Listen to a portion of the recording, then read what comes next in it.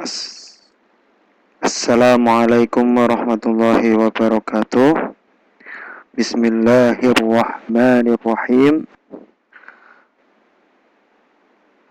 Aku memulai membaca Al-Quran dengan menyebut nama Allah, nama teragung bagi satu-satunya Tuhan yang patut disembah, yang memiliki seluruh sifat kesempurnaan dan tersucikan dari segala bentuk kekurangan, yang maha pengasih, yang maha memberi, yang memiliki dan sumber sifat kasih sayang, yang menganugerahkan segala macam karunia, baik besar maupun kecil, kepada seluruh makhluk.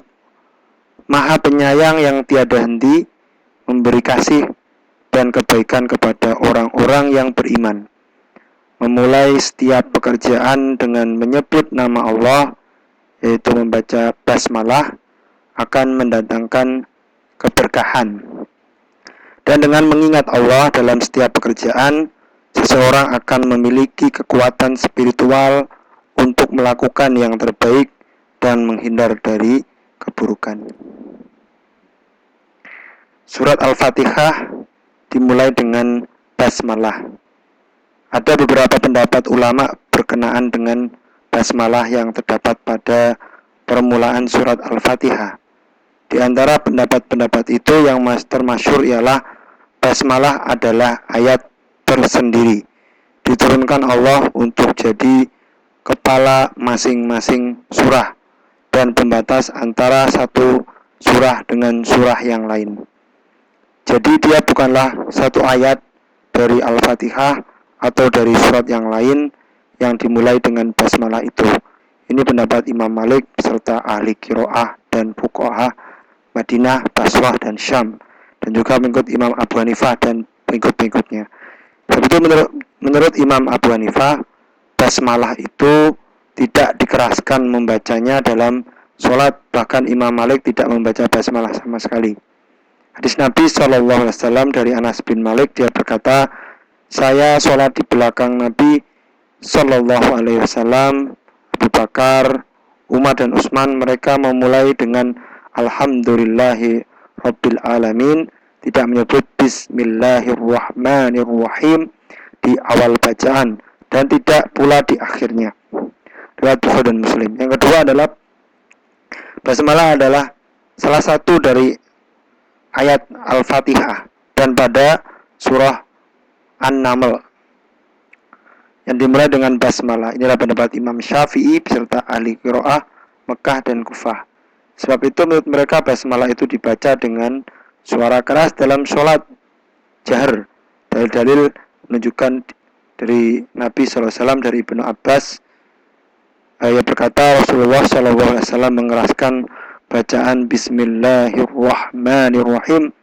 Riwayat Al-Hakim dan Al-Mustadrak, dan menurutnya hadis ini sahih.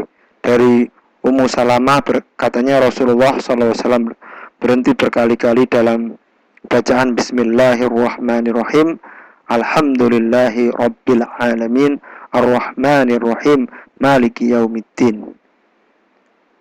Abu Hurairah juga sholat dan mengeraskan bacaan basmalah. Setelah selesai sholat, dia berkata, saya ini adalah orang yang sholatnya paling mirip dengan Rasulullah, dan seterusnya. Kalau kita perhatikan bahwa sahabat-sahabat Rasulullah SAW telah sependapat menuliskan basmalah pada permulaan surah dari surah Al-Quran, kecuali surat At-Taubah, karena memang dari semua turunnya tidak dimulai dengan basmalah. Dan bahwa Rasulullah SAW melarang menuliskan sesuatu yang bukan Al-Quran agar tidak bercampur aduk dengan Al-Quran, sehingga mereka tidak menuliskan Amin pada surat Al-Fatihah. Maka basmalah itu adalah salah satu ayat dari Al-Quran. Dengan kata lain bahwa basmalah yang terdapat di dalam Al-Quran adalah ayat-ayat Al-Quran, lepas dari pendapat apakah satu ayat dari Al-Fatihah atau surat yang lain yang dimulai dengan basmalah atau tidak. Sebagaimana disebutkan dalam surat Al-Fatihah, itu terdiri dari 7 ayat. Kemudian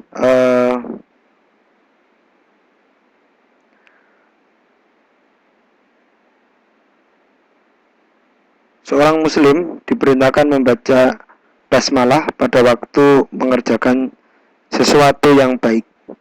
Yang demikian itu untuk mengingatkan bahwa sesuatu yang dikerjakan adalah karena perintah Allah atau karena telah diizinkannya. Maka karena Allah dia mengerjakan pekerjaan itu dan kepadanya dia meminta pertolongan agar pekerjaan terlaksana dengan baik dan berhasil.